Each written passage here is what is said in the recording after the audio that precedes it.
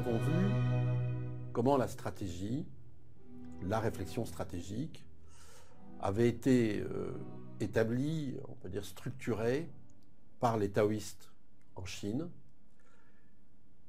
en définissant les trois grands principes, principe de concentration des efforts, principe d'économie des forces et mobilité.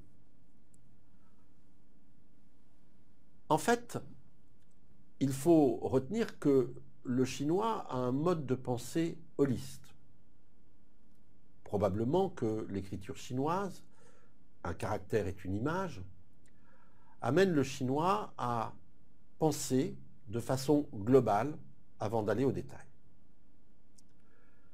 C'est une caractéristique de la stratégie. Nous reviendrons plus tard sur les systèmes d'inférence cérébrale qu'il faut mobiliser en stratégie, mais pour le moment, considérons que, alors qu'en marché stable, puisque je sais à peu près ce qui va se produire demain et après-demain, ma réflexion porte essentiellement sur la lutte concurrentielle. Donc, qu'est-ce que je peux faire pour me différencier de mes concurrents? Globalement, en marché stable, soit je me différencie par la marque, soit je me différencie par le prix. Et entre les deux, le marché a tendance à se fragmenter en créant de petits espaces que certains appellent des niches. On en a un bel exemple avec la chaussure de sport. Eh bien, la chaussure de sport, on en trouve des baskets à des prix extrêmement modiques. On en trouve extrêmement cher. Et on trouve des baskets pour tous les usages, et même un usage donné comme la course, il y a de multiples baskets en fonction du terrain.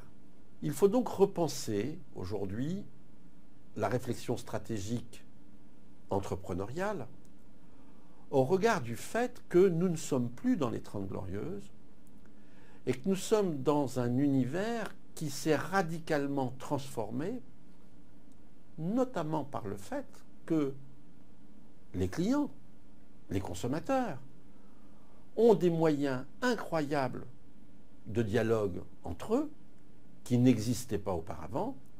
Et donc auparavant, c'était la presse, les associations de consommateurs qui représentaient les personnes.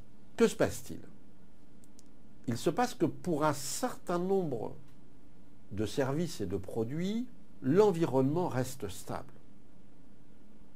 Si on parle aujourd'hui des maisons de retraite, c'est un univers relativement stable puisqu'il y aura de plus en plus de personnes âgées. Et donc la bataille ici va s'organiser autour de la qualité et pour certaines évidemment du prix. En fait, un marché doit être considéré sous trois angles différents. Et on retrouve là une des caractéristiques de la complexité qui demande à mobiliser différents types de rationalité. Je peux donc regarder un marché comme un marché stable sur lequel existent des facteurs clés de succès. Mais je peux aussi considérer que certains signaux faibles laissent à penser que ce marché est instable. Peut-être un peu comme l'image d'un volcan qui paraîtrait endormi, sur lequel on peut encore cultiver des vignes, mener des expériences et des activités agricoles et bucoliques, mais qui en fait un jour peut se réveiller à l'occasion de causes qui sont inconnues. Un marché connaît deux motifs d'instabilité. Le premier, selon M. Christensen, c'est que les clients trouvent que les propositions de valeur sont trop chères. Ils ne veulent plus consacrer un budget élevé à ce type de consommation. Le deuxième élément qui fait qu'un marché peut être instable, c'est qu'au fond, les clients n'ont pas la proposition de valeur qui va bien. Donc tout marché est potentiellement instable. C'est très clair. Libre à vous de considérer que sur la montagne, vous continuez à travailler quel que soit l'état du volcan parce que vous pensez qu'il ne va pas se réveiller tout de suite, ou vous vous dites il est urgent de créer une nouvelle proposition de valeur parce que le marché va être déstabilisé. On a de multiples exemples de marchés qui ont été déstabilisés, quelquefois du jour au lendemain. C'est M. Christensen qui est le grand spécialiste de la description des marchés instables. Dans un de ses ouvrages, il décrit comment la technologie du joint torique a transformé le marché de l'aviation qui paraissait stable, mais il y avait quelque chose qui rendait ce marché très instable, c'était l'impossibilité de rentrer les trains d'atterrissage. Le train d'atterrissage, c'est quelque chose qui sert rarement, un peu au décollage et à l'atterrissage, mais le reste du temps, ce n'est qu'une source d'ennui.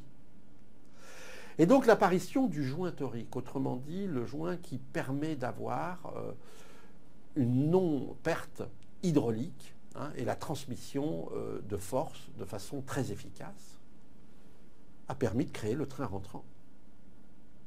Un certain nombre de fabricants d'avions n'ont pas pris le tournant du train d'atterrissage rentrant, ils sont morts.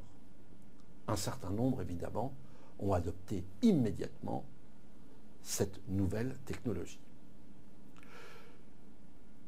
Christensen remarque que ce joint torique a complètement déstabilisé le marché de la pelleteuse à câble.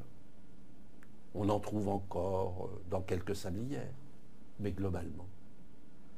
Les gens qui fabriquaient ces pelleteuses n'ont pas vu que ce joint torique permettait de créer des pelleteuses beaucoup plus puissantes, beaucoup plus faciles d'entretien, et on a vu toute une série de nouveaux entrants se ruer sur ce marché instable.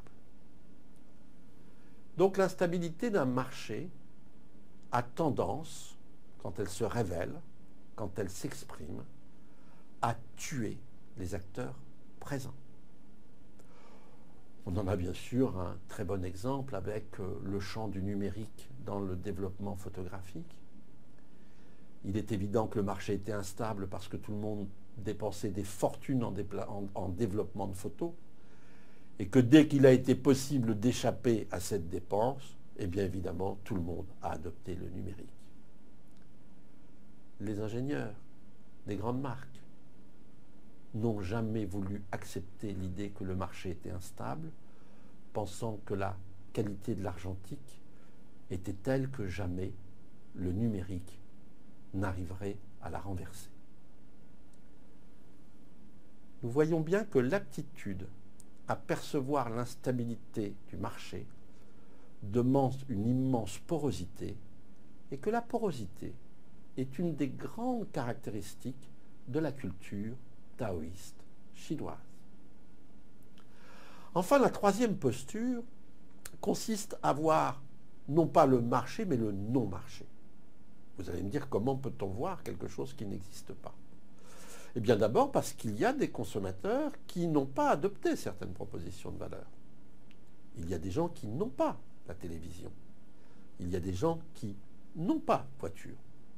On pourrait dire aussi qu'il y a des gens qui n'ont plus de voiture, pour d'autres raisons d'ailleurs, parce qu'ils étaient sur un marché instable, et je pense que le marché de l'automobile est un marché d'une immense instabilité, qui va effectivement considérablement évoluer dans les années à venir. Mais le non-marché, c'est aussi tout ce que l'on peut créer, inventer, comme nouvelle proposition de valeur. C'est donc, par essence même, le lieu de l'innovation, le lieu du pourquoi pas. Si le marché stable était gouverné par ce qu'il est commun d'appeler les facteurs clés de succès, c'est-à-dire les éléments qui font que ma proposition de valeur est vraiment la meilleure pour les consommateurs. Il y a en plus dans le marché instable ce qu'on appelle les facteurs clés de valeur, c'est-à-dire ce que le client est prêt à adopter comme fonctionnalité supplémentaire ou valeur supplémentaire. Dans le non-marché, il est question de facteurs clés de rupture, c'est-à-dire ce qu'il faut faire comme effort pour amener le client à s'intéresser à la nouvelle proposition de valeur. La réflexion stratégique aujourd'hui doit donc toujours s'organiser en regardant ces trois aspects, stabilité, instabilité, non-marché, en prenant en considération les facteurs clés de valeur, les facteurs clés de succès d'abord, les facteurs clés de valeur et les facteurs clés de rupture.